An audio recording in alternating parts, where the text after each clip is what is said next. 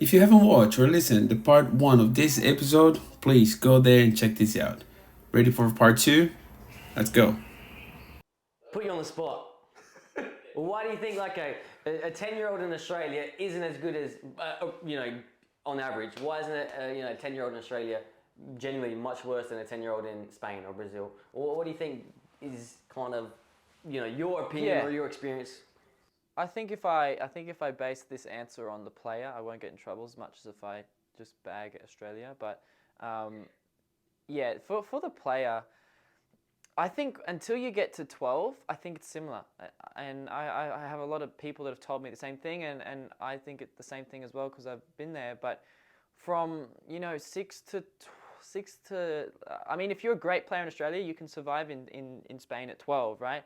But from like 6 to 11, 12, I think it's very similar actually, the level, as far as a top kid at a good club or at a good academy in Australia compared to a normal to good player in Spain.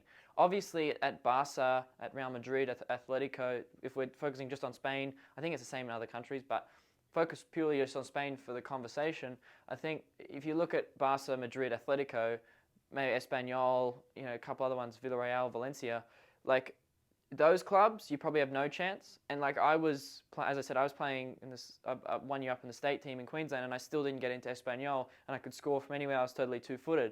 And that's just because there's certain things in Australia, like, as I mentioned them before, like off the ball, defensively, tactically, even with the ball, decision making, that we aren't. And again, this comes back. There's nothing to do with the person, right? It comes down to the culture and the coaching and the environment. Where in Spain, you go to an Espanyol session, you don't have 3 seconds to think on a ball, right? You play here at a good academy in Australia, and you do have the 3 seconds because the other than I mean, there's an academy in Melbourne, the Villarreal Academy in Melbourne. I watched them train the other day. The kids there are the closest thing I've seen to Spain, but they've got Spanish coaches, and they got four of them for one session. Like they're on them, right? But I think as from 6 to 10, 11, I don't think there's much of a difference. And the reason for that is because physically kids are all the same around 6 to 10 for the most part, right? And physical is a big aspect when it comes to, like a physical team in Australia would probably beat a not physical team in Spain. And I've seen occasions of that happening at that young age. But as you said before, guys, as the older you get, the harder it is, right? That doesn't take away from there's still certain things which are the training in the course because we only focus on at-home training. Next level is only what you need to be doing at home. We encourage you to do one-on-ones, extra training, club training, school, whatever you want to do, but you need to be doing more at home because when you're doing academy sessions, club, even sometimes one-on-ones, depending on the session, you're not getting the amount of touches you need to compete with the kids overseas because the funniest thing I've ever said, apparently, I get the most laughs from, is when I was in Spain, I was training 4 days a week in the Youth La Liga, playing against Barca. All these, freakish kids are in the Spanish national team every week. At 15, I was playing 8 hours a day on the streets. And then I'd go to La Liga training and we'd be treated like royalty. All our clothes, boots, everything's there, ready to go and train. And I just done a full day on a hard futsal field in the middle of Barcelona. People don't get that, right? So if you're not getting thousands and thousands of touches more than everyone around you in Australia, you will get left behind. It's just the pure reality because you've got kids that are playing at the highest level in the world that are playing on the street for 6 hours and then going to training at night. So, and it's probably the same in Brazil. Yes, definitely. No, look, I grow up like playing in the street all the time. It doesn't really matter what kind of street you have. I told you, like even like up here, like you play, no, if you score there, you need to go there, grab the ball. So you never stop playing. And when I was young, I used to play like grabbing the ball and doing everything inside of my house. Okay, I cannot touch any chair. I cannot do anything. So I was dribbling all the time. Not because my coach just says so. I was like, no, I want to improve. And then one of the things I say in the episode that people already know, I was like, I need to improve my left foot. So every single thing okay, today it's on the left side. So I was using left hand to grab the glass of water, everything on the left side. So my brain just kind of like simulate, okay, we need to use the left side all the time. So I was doing this and it was so amazing for me. It just helped me a lot. And then I was telling this to the kids here in Australia. They were like, what would I do that for? And I was like, guys, I'm telling you, you're going to literally just put it on your mindset. Oh, I need to use more the left side. So rather than just putting the right side to go, nah, come on, hold on. There's the left side for a reason. So we need to kind of like master it like the left side too. Yeah, cool. And then in Brazil, we always play, hey, today's Tuesday, it's only left foot. In the street, you play like with the left foot only. That's awesome. If you play with the right foot, 5 minutes out, someone's waiting for you. So mate, it was unbelievable. Like my oh my gosh. If you see my foot, Jesus Christ, it was terrible. Like your left foot? Oh no, all of it. And sometimes we play like, okay, I know this is totally wrong. Don't do this at home. But we used to even, okay, today we need to play only with the right shoes as well. The left one, you need to feel it. You need to touch it, which is wrong because like the level is different. What do you mean feel it as in? You... No, for example, okay, we're gonna play in, for example, like in what's the name? Like it's not in the earth, like the grass. No. What? The gosh. What are you saying? Because we call earth. But Earth, planet, Earth, yeah, Earth. No, dirt. not planet Earth. Dirt. Yeah, planet. the dirt. Yeah, dirt. There you go. So we're playing the dirt. So they were like, okay, so we can use only like right shoes.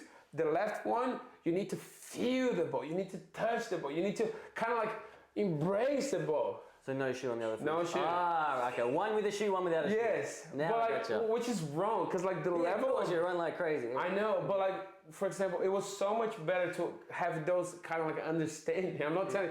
As I say, don't do this. Or maybe do. You play a bit of barefoot, you know? Yeah. Maybe at least at home, just for you to touch it and feel it. Have that kind of connection with the ball. Love the ball. Oh my God, love the ball, please do. Anyway, sorry, that was too silly. I even missed a question I did want to ask. So you mentioned, you touched on a bit on it, but you mentioned, okay, you were like obviously really good and you went to Espanyol and they said, you know, and you even know technically you could score from it, you're great. But there were certain things that you were missing because there was a different types of coaching or something. So what was missing? You know, what's the difference that you didn't get coaching from where you were and what they were wanting from you in Espanol? Yeah, and this is super, super important to know for anyone, right? Doesn't matter if you're 6 or 17 or 23 and you want to push on in football. When you, mind blank there. You want to push on to go overseas. When you get there, doesn't matter how old you are, you're going to be missing, you know, tactics. You're going to be missing movement. And by movement, it's movement on the ball and also movement off the ball. Movement off the ball is the biggest thing. The reason you go there and you feel like you're dizzy is because you get the ball and you pass it, right, coming from Australia. But they get the ball, they pass it, they take off, you don't even know where they're gone, and then they come back around 2 passes later and get it, and your head's spinning. So some of the things, like, yeah, when I went to Espanyol, it was, you know, technically you're probably the best we've got in the squad. You know, you could score goals, all those things. Everything I could control, I did control. And that's my biggest piece of advice for players when they're like, I want to go overseas. What do I need to do? What do I need to focus on? Focus on everything you can control. Yourself, your touch, your strength, your balance, everything you can personally control. Be the best you can possibly be at those things, because what's going to happen is, doesn't matter who you are, you're going to go there and you're going to be missing those things. So if we want to just list them off, it's, you know, it's movement off the ball, on the ball, tactics, defensively. And what I mean by defensively is not I can slide tackle, it's, you know, how to position my body to defend, all these different things that they subconsciously do. The reason they're the major 3 things, and the reason they're so good at those 3 things is not only because they play more, right? They're getting more touches and more things on the street, but because they play more on the street, they get better and the defending gets better. Therefore, the attacking has to get better, right? The movements, the little flicks, the dinks, the shots, they have to become unpredictable. And it can't just be a 2D or a 2D game. It has to become 3D, where you play it and then you got to make the run to make the space so the other guy can get the ball and score. And over there, the coaches see the player that makes the run to make the space so the other guy can score, and that player gets praised and that player gets played, i.e. Sergio Busquets, right? But in Australia, this is my biggest problem, and I've got friends that have played in, you know, not only in Germany, but I've got a friend that was at Girona, another one that was at Burnley, a boy from Queensland played for Man City. These kids have all given up because they come back, and I won't name names, but they come to A-League clubs, and the coach, depending on the coach, obviously, but the coach doesn't see it. And this is personally without diving into that whole world because I don't want to get in trouble, my biggest problem and my biggest, I don't want to. Yeah, I don't want to get cancelled. It's too early to get cancelled. No, but my biggest problem is coaches, right? Because you make a movement, you do a thing, your team wins, and it's the guy that scored that did the thing, when it's not. Because if I didn't make the run or suck 3 players in, he wouldn't have got the chance to turn, have 3 cups of coffee, and then slot it home. So that's where my biggest frustration comes from Australia. And if I didn't play overseas, I would never know that. So that's the number one thing, I think. Yeah, that's true. No, I 100% agree with you. That's why we are. Yeah. Pum, pum, pum, pum, pum, pum, pum. Gabriel! Look what you got for Yeah. For me? Yeah. Damn, a little podcast snack. Oh my God. Say hello to the camera. Come here. Gabriel. This is my son. This is my wife. My wife cannot come here now. Put your face there in the camera. You're here only. Well, you guys cannot see it, but my wife is right over there. This is my son. You guys already know. She brought snacks to us. I think Kai can see you. Yeah. Yeah. Yeah, because the cameras keep moving there, so that's quite nice. Yeah, your camera's like adjusting. I'm sorry, mate. So you haven't got one. I'm sorry. There you go. What is that? Apple pie? Oh, The new ones, I think. Oh, that's the new one. Yeah. I'm so hungry, man. Thank you so much for that. Say goodbye. Bye-bye. See ya. Say bye to Kai. His name is Kai, like it's Kyle, but like with no Half L of my on name. it. Kai, you. Thank you so much. Thanks. I said thank you. Sorry, Back man. to the podcast. This video is not sponsored by McDonald's. McDonald's, yeah.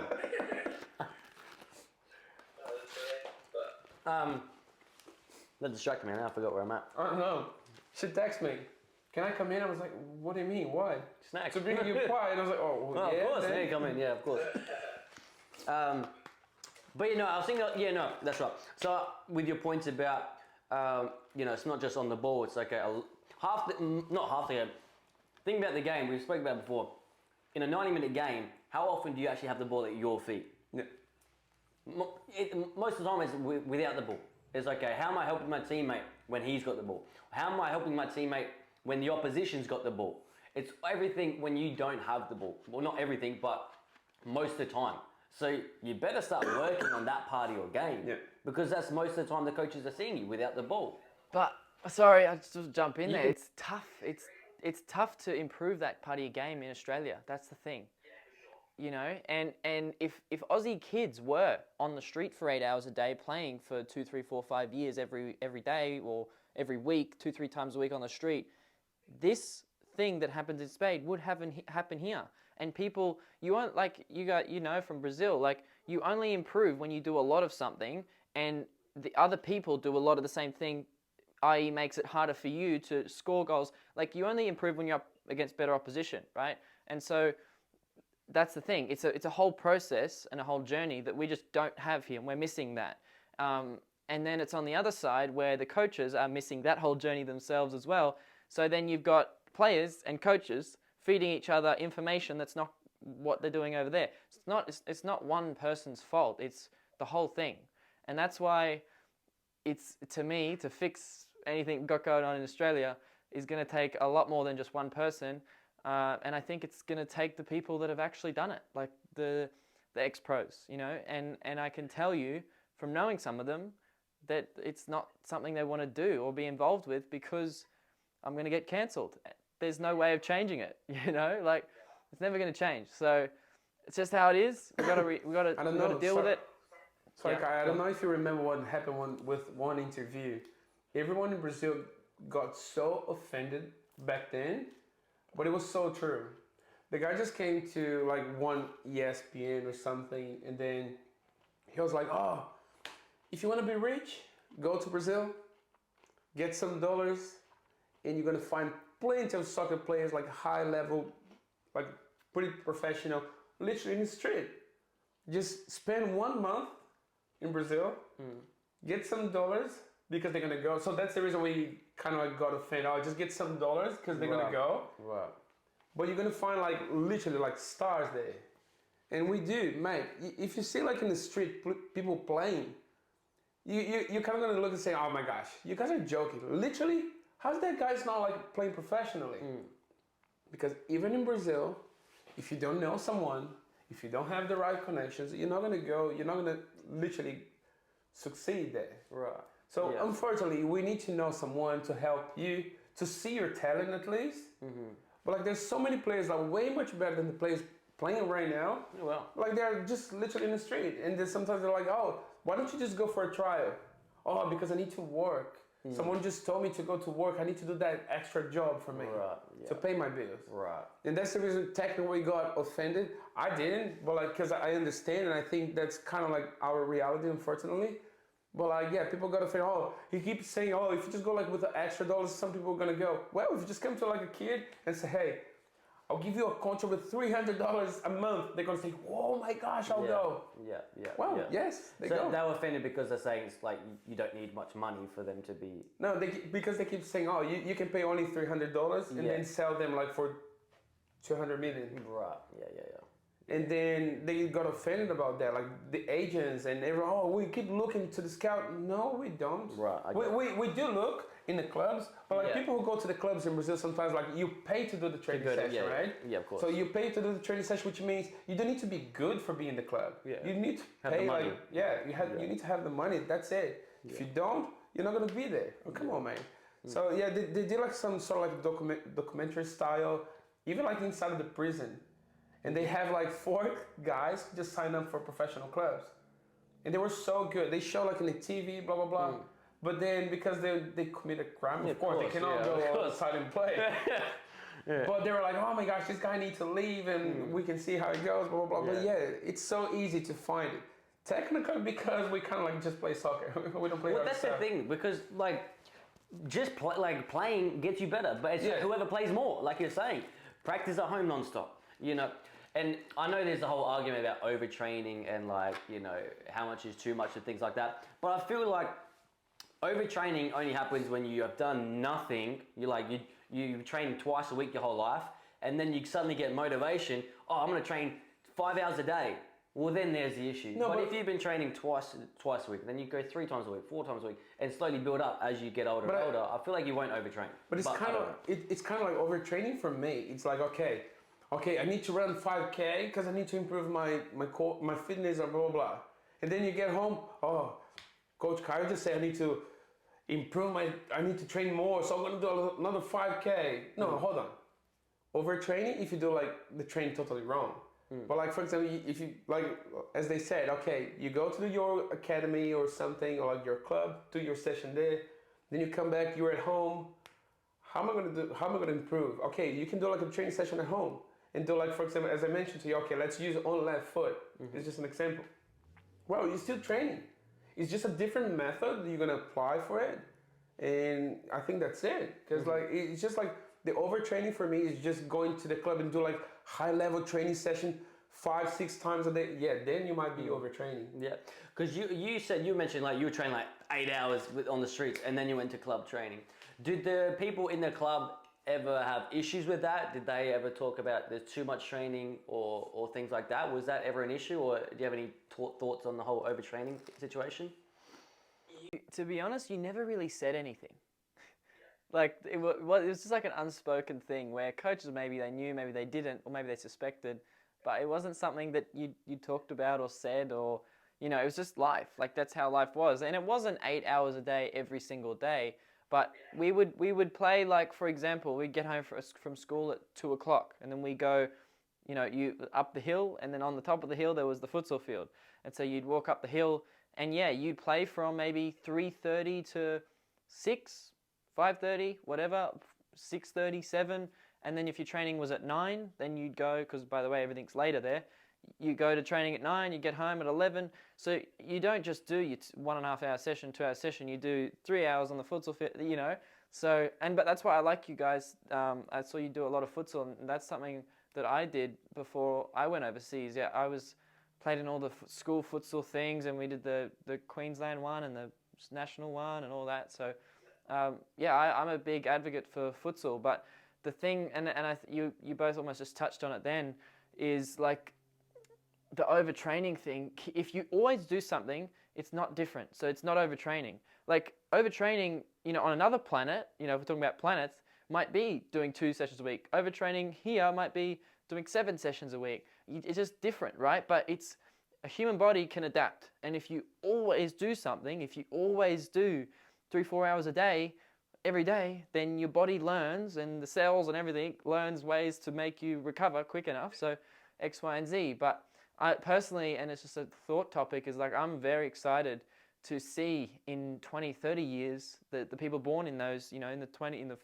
2060s, those players, because I think combining everything, all the mistakes our generation and we're making now, and giving the answers to those players from a starting point, but including all the technology and recovery and all that type of stuff that's coming about now, I think players in 100 years, 80 years, 70 years are going to be like ridiculous. And I don't think it'll even be comparable to a Maradona or a Pele. Like it won't even be on the same planet. And I think it's even starting to get that way where if you put a Maradona controversially into a current day game, come on, he's not going to do anything. It's different. It just, people become athletically stronger. Everything just evolves. The whole game just changed. Yeah, things become faster, quicker. 100%. I can see like Neymar like in the 70s just dribbling everyone as well. Like. Yeah, he's too quick. Yeah. I want to touch still on overtraining just as we were before we stopped the camera. Just to reiterate, because I'm in that belief point as well. We have, we do high schools and things like that, and we have some state players who can only train like 3 times a week, not only with their club, they can't do their high school program, they have to sit out and all that sort of stuff. Which I do understand the importance of, we want to nurture these players, not hurt them. But I do believe in the fact that, people even say futsal's bad for you, it's bad for your knees or you're bad for your ankles. It's like, well, yeah, if you're 50 years old and you've never played futsal and then you go play an intense game with your social friends, yeah, you're going to probably hurt yourself, but you're going to do that anywhere. If you played badminton, you're probably going to hurt yourself. It's the gradual adaptation, like you said, as you start training more often, your body starts adapting. So going from 0 to 100, that's an issue. But growing up and going, okay, let me, I'm training twice a week. Let me put that to, 3 times a week. Okay, over time, maybe 4 times a week, 5. By the time you're 12, 13, you could be training every day. You shouldn't be, getting, you shouldn't be overtraining. In my opinion, take that, not professional, not licensed, but I do believe in, an Olympian athlete. He's not overtraining, training 7 times a week. But, if I train twice a week, I'm going to pass out, That's overtraining for me at the moment, So there's a difference, not, there's not a specific number that means, oh, you're overtraining now. It's okay, listen to your body, but of course, remember, whoever trains more often is going to end up being a better player. But you just have to manage, okay, how can I increase the amount I train without quote unquote overtraining? And that's the reason why you normally keep asking to people just look for a professional. Like you guys, they can give like a proper advice. Or if you have like your coach, you have a really nice connection with your coach, ask your coach. If you have like any PT or like someone that can help you out with, ask for it. Don't do it by yourself only just because, unless it's something that you do for fun that is also part of your training session. So for example, okay, I'm not doing anything, I'm just kick some balls here in the oval next to me. Well, cool, you don't need to ask me, just go there, have fun. For sure. Improve your like free kicks skills or something like that. Cool. If you want to do like something that, I think I'm gonna run, I think I'm gonna go for a swim or blah blah, ask someone else. Because if you have a training session, if you have something, don't do everything by yourself. We already keep telling you this, kids, so please. But even in terms of trying to develop as efficiently and effectively, if you want to develop effectively, get a program, next level soccer, whatever else, get a program. If you just want to have a kick, have fun, enjoy yourself. But if you are on that phase, okay, how can I improve as quickly and effectively as possible because I have to catch up? Well, here's the time to try to get a program that's designed to do that. Don't just, have a kick around with your mates and think that's going to be the most effective. Unless you're playing games. Games are awesome. Yeah. But if you just go to, have one ball with 5 teammates trying to shoot goals, chase the ball, that's a different story. But is there anything else you want to add? Anything you want to say before we wrap this up? Not really. I think we've covered a lot, and I really enjoyed being on here because, we talked about some real life issues, not just, what have I done? You know, I've done a few podcast interviews, and it's normally just like, what have I done? So I'm glad we were able to touch on some different things and talk about some, you know, cancelable. That's a big word. Yeah. In this day and age, you gotta watch out. The big boys are gonna be cancelled. Yay. Yeah, we don't. Yeah, God. It's funny. TikTok is such a weird place. I've had some of the most well-written novels of hate messages and comments, and then I, you know, scripted to the millisecond, absolute, you know, pieces of art are telling me how stupid and horrible and dead the program. Like people that haven't even clicked on a link or watched had a look at anything, and then I go to their page and they're about 11 and a half years old playing with Lego on their TikTok, and it's like, it sounds like they've scripted a hate message from like a 28-year-old professor. That's like, it's a weird, really weird place. There's nothing crazier than the comment section of a TikTok. It's hell out there. Yeah, we now do like a we do mean comments out of it nowadays, just because every so Sunday, crazy. Every Sunday now, all we do is just show, like we normally show, hey, you see that video? Let me read some comments here. Guys, you suck. Oh, you're terrible. This is the worst thing ever. You don't know anything about soccer. Why are you calling it soccer? It's football. What's soccer? Bro, relax. It's actually so funny. One of my most viewed videos, and it's helped, you know, it's gotten like so many players have enrolled from this one video on TikTok, is just a video where I say soccer, and I feel so normal. I'm just like, oh, soccer, blah, blah, blah, I'm not talking.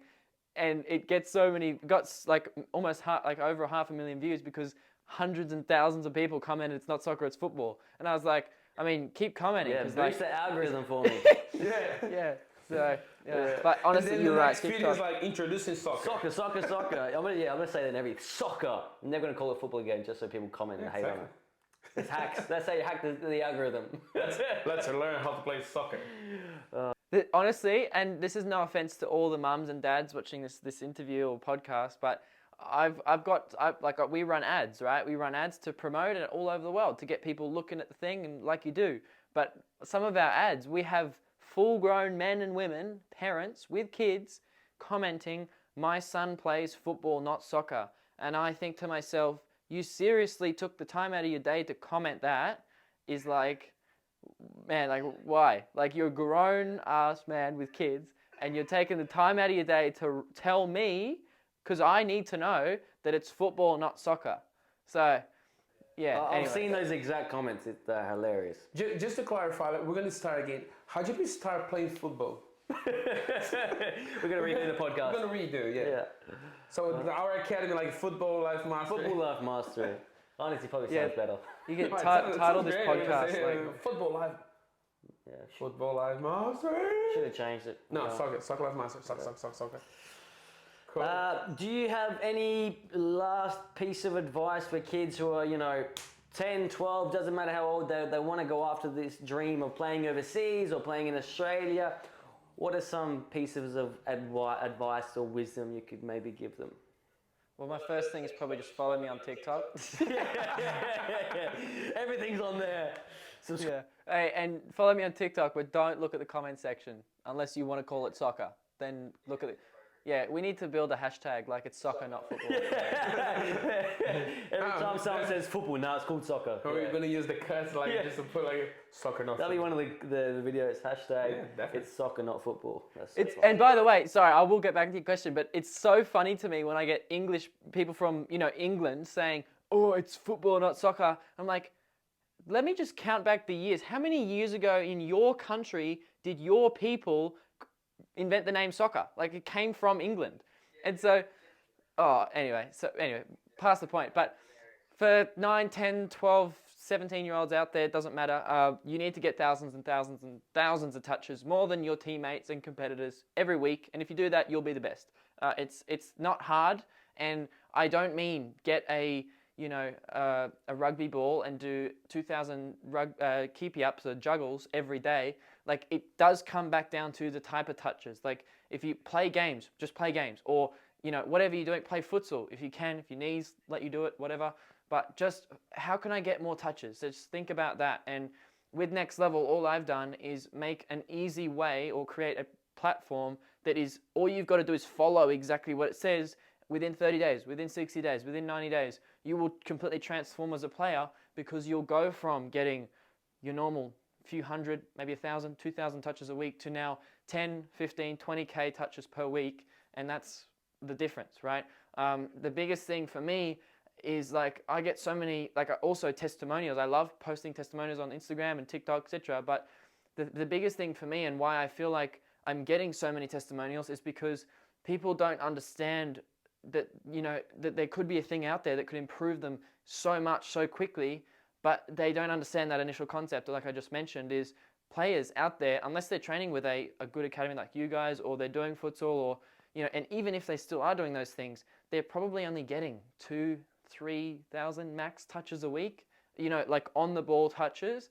That's just how it is. Me, anyone, doesn't matter who you are. It's just if you're especially from Australia, because I know how Australians train and what we do here as like the norm, that's what you'd be getting. And so the reason why you see all these testimonials on Instagram or TikTok saying how amazing it is isn't because it's revolutionary or it's whatever. It's purely because of the big difference that a normal player goes through when they join and before they join. You know, so if you're going to join or not, it's up to you. It's your life, but get thousands of touches on the ball. And if you need help with contacts, you know where I am. And that's all I do. I'm just trying to make the journey for other people, you know, easier than mine was. And I feel like and I'm pretty sure you guys are on the same wavelength with me. I feel like if I can give players not only the training, but the knowledge and everything, the contacts is a separate thing, but like everything minus the mistakes I made and the answers to the hurdles they're going to run into, so that it's not as hard of a fall as what I had to go through, then maybe they can be better than what I was. And so like my goal with this is to create as many pros as I can, and there's no set number on it because I think it's limitless. But at the end of the day, I look back at my journey and I go, if someone did exactly what I did and went to Spain, but had me as someone to talk to get them through the tough times and just say, don't even think about that, just keep going, and they don't lose momentum in certain areas where I did, and they've got the training, they've got everything, they will be better than what I am. And I'm happy saying that, because otherwise I wouldn't have started this thing. And that's kind of where we are today. You know how we were just talking about in 7 years' time, 20 years' time, people are going to be so much better. This is how. Yeah. What you're just saying, because this generation then teaches the next one how to be even better. So we are a part of that, which is why, you know, people, you know, 50 years ago, people are better now because those players give the next generation advice on how can you do things differently, how can you train more effectively, how can we be better. And this is, it's cool to even how we spoke about this 5 minutes ago, and now you kind of bring it up, you know, this is why we do it. Well, you know, we are the ones that are trying to produce better players and give them an easier path. So I commend what you're doing. We're trying to be on the same boat, trying to help players as much as we can in different ways. So the people listening, jump on board, follow the TikTok and whatever else, Instagram, check out Next Level Soccer. And that's it, right? That is it. Get lots of repetition, touches. Yeah, please do. Don't stop. Train. No matter what happens, don't stop. Unless mom just says stop, then you do it. Get a wall, kick against the wall. Yeah. Your wall's the best friend you ever have. Kick against the wall because it bounces back and you have another touch straight away. So, you know, that's what we like to say. If you do like a terrible pass, the ball will come back terrible for you too. Ain't got to control Trying it. to improve then. Yeah. Awesome. Perfect. Look, once again, thank you so much, man. Thank you so much for being part of our podcast. That's the season 2. Yeah. We had the anniversary last year. This is the first episode of year 2, so that's pretty cool. You're so great, we're so excited to have you on board. So thank you so much again. For how old are you, mate? I'm 19. 19. Amazing. What a guy. I just don't get it. Like you're 23. 23. You guys are so young. It's been like through a lot. Oh, Jesus Christ! I could be his dad. Yeah. Technically, I'm old enough to be his dad. Yeah. What about me? Jesus Christ. Not so much? Technically, yes. Still possible. Young enough. Teen dad. Anyways, most of our podcasts are like this. Oh my gosh. Talking rubbish, but you know, we have some good pieces of knowledge there. Awesome. Once again, thanks, man. Really appreciate it.